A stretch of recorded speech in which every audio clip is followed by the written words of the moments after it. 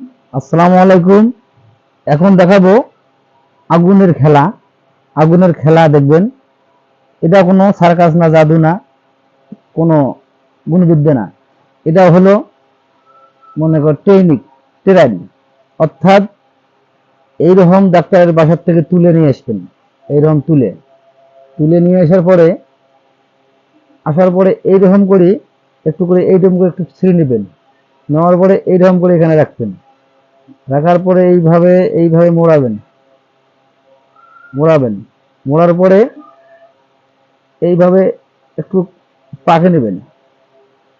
এইভাবে একটু পাকে নেবেন। নেওয়ার পরে হালকা পাতলা একটু কেরাসিন তেল দেবেন। কেরাসিন তেল অর্থাৎ কেরাসিন তেল